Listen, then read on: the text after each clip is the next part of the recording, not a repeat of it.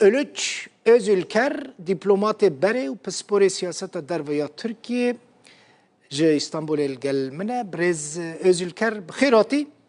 خازم تسبیک و بزانبم توکسی يعني دبلوماتا کی بره تل بده ولاتان سفیر بره ترکیه بویه سیاست در ویا ترکیه نزدیک و دشوپینی آگادار همو تشتی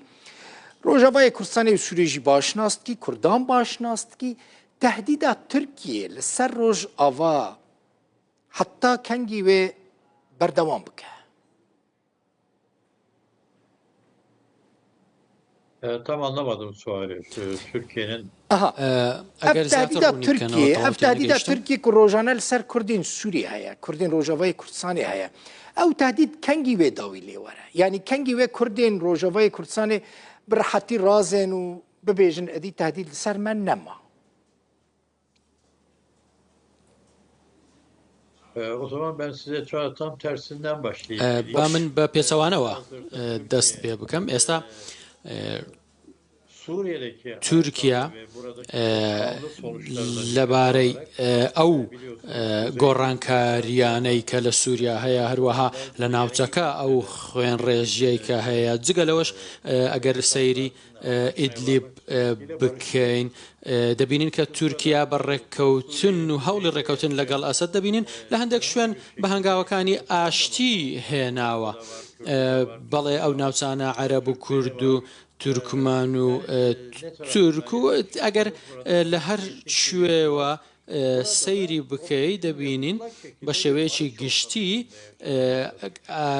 کەشەهوایەکی ئاشتەوایی هەیە ئەگەر بە سادەترین شێوە وەڵامی پرسیارەکەی ئێوە بدەمەوە ئەو کاتەی لەسەر و هەمیانە و پەکەکە ئەو ڕێکخراوە تیرۆریستیانەی کە پێشێلی مافی مرۆڤ دەکەن بە تەواوی کە دەبنە هۆی دروستکردنی خەم و ناخۆشی بۆ خەڵک بە تەواوی ئەگەر بێت و هەوڵ بدەن بڕۆنە دەرەوەی سنوورەکان و ناوچەکە بەڵێ لەکوێ دەگیرسێنەوە ئەمە دیارە بە جۆرە ئەوەی کە ئێوە دەڵێن باشەوە یەک بەرقەرار دەبێت لەسەروی هەموویانەوە بەڵێ وازهێنان لە چەک لێرە بێگومان پێمان دەڵێ برز Özülker تجاران کردین یعنی مەبەستەوە ڕێڤەبەریە خۆسەرە هەسەدەیە دەبێژن هەر دەمێ ئەم داخوازە دیالۆگێ لەگەڵ تورکیە دەکەن و تجاران ئەم ji بۆ ئاسایشە تورکیە نابن خەتەر نابن مەترسی لە تورکیە حتەنا یعنی قبول ناکە کۆ دەست بە دیالۆگێ بکە لەگەڵ کوردین ڕۆژاوایان لەگەڵ ڕێڤەبەریە خۆسەریانجی هێزن سووریا دەموکراتیک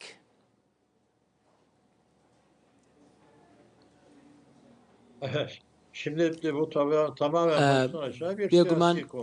ئەمە بابەتێکی بە تەواوی سیاسیە کاتێک سەیری تورکیا دەکەین دەبینین زیاتر لە 10 ملیۆن کورد کە دەبینین لەو ناوچانە بە شێوەیەکی بەختیار و دڵخۆش دەژین کەواتە کێشەیەک نییە لێرە ئەگەر بێت و باسی دیالۆگێکی لەم شێوەیە بکرێت پێویستە پێناسەی ئەوە بکرێت کە ئایا پێویستە بە چ شێوەیەک دیالۆگ بکەن و دیالۆگ لە سەرچی بکەن ئەگەر بێت و ئەوان بەیانی تا ئێوارە چەک بەدەست بن و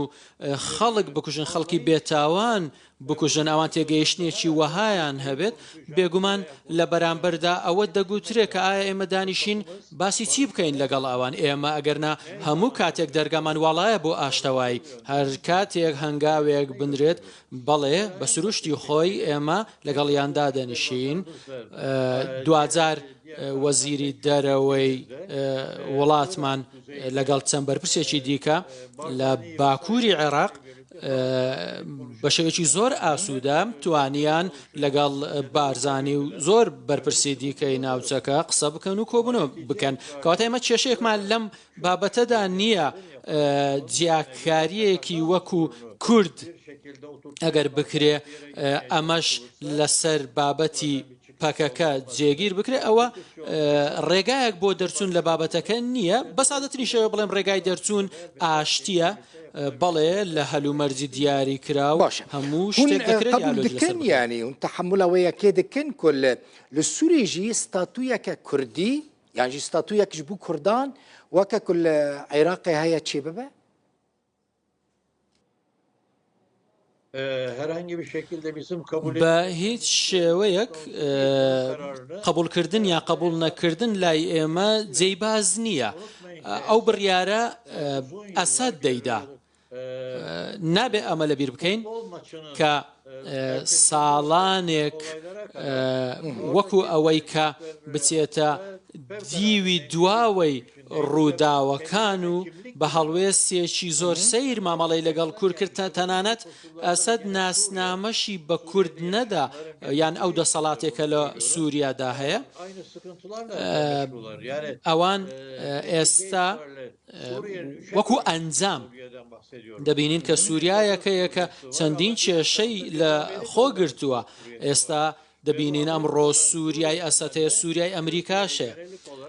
سووریای کە ئەوەی باسی لێ دەکەین بەڵێ دەکرێت چەند هەڕەشەیەک بۆ سەر تورکیا دروست بکات کە ئەو سووریای ئەمریکایە لە سەردەمی ترامپیش باز لە ناوچەیەکی ئارام کرا کە 30 کیلۆمەتر بوو جا ئەمە پێویستە بە سەرچاوەیەکی وەها سەیری بکەین کە لە نێو سووریاوە چی پێویستە بکرێت بە چاوێکی واقعبینانەوە بەڵێ لەوێش قوارەیەکی کوردی هەیە من لەو باوەڕدانیم کە تورکیا کەمترین دوژمنایەتیشی لەگەڵ ئەوان هەبێت تورکیا کێشەی لەگەڵ پەکەکەی تیرۆریستە کێشەی لەگەڵ تیرۆرە جا ئەگەر بێت و ئەو ناوچەیە دوورکەوێتەوە لەم ئامانجانەی کە تیرۆرین و کوشتنی خەڵک و پشێویە بەڵێ ئەو کاتە دەکرێت هەڵسەنگاندی بۆ چما پرسا کرد ژبەرکو ئیماژێکە وهال جەم کوردان هەیە کورد دەبێژن کورد لە سۆمالێژی ئەگەر بخوازن دەولەتێکی ئاوا بکەن تورکیە لە دژی وەیەکێ ئەگەر کوردان و حکوومەتە سووری لە هەف کرن گولوێ دەرێ سیستەمێک چێ ببە وەکە باشووری کوردستانی و عێراقێ تورک وێ نە لە دژ بن مخواست ئەس vê bizanibim hûn ê li dij dernekevin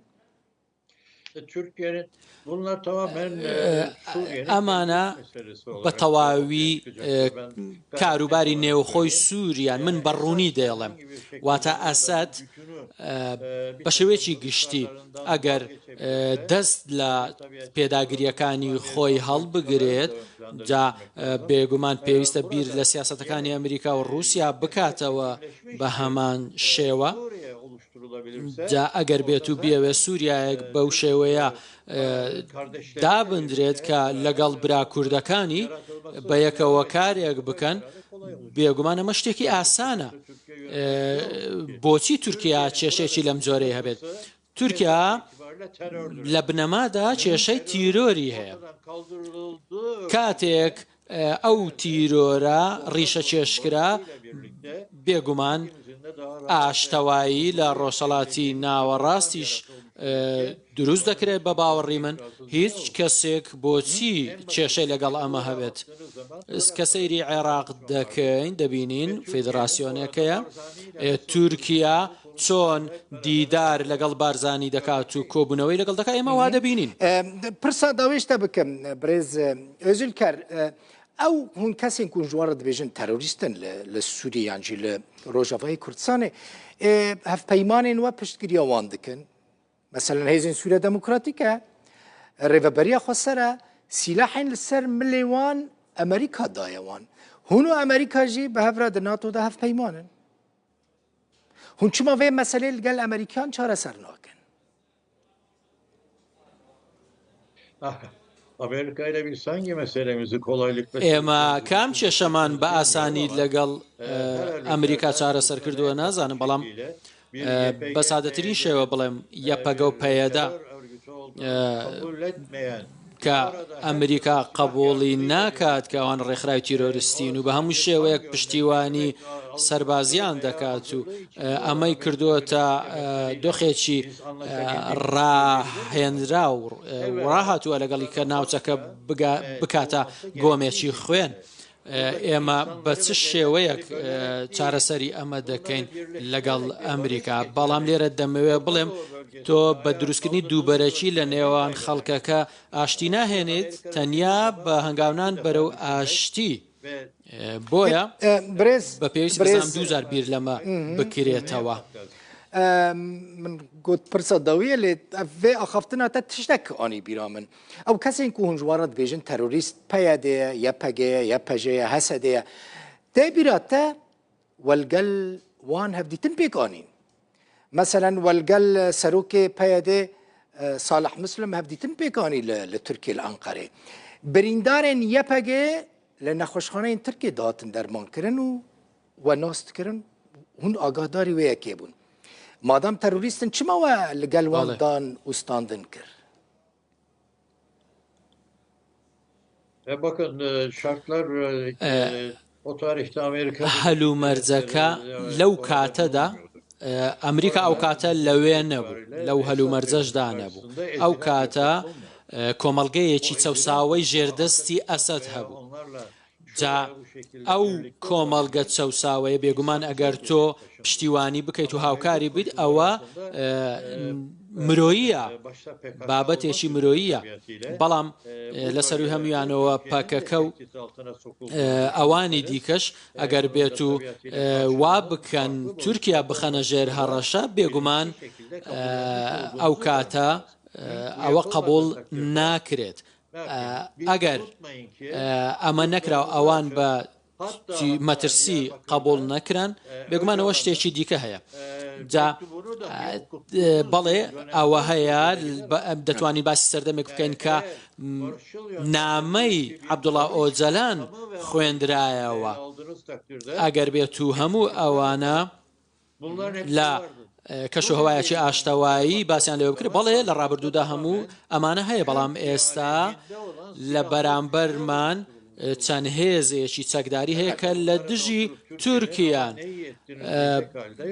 تورکیاش ناتوانێت تەنیا سەیریان بکات. کاتێک کە بگەڕێینەوە ڕابردوو، ئێمە هەموو کاتێک ئامادەین. بەڵام ئەگەر باسی هەلومەرجی ئێستا بکەین بەداخەوە دوای ڕشتنی ئەو هەموو خوێنە، دوای ئەو هەموو شەیدە کارەکانمان ئاسان نین. آماده بن Özülker diplomatê berê pisporê siyaseta derve ya Tirkiye ji İstanbulê mîvanê mi bûyî.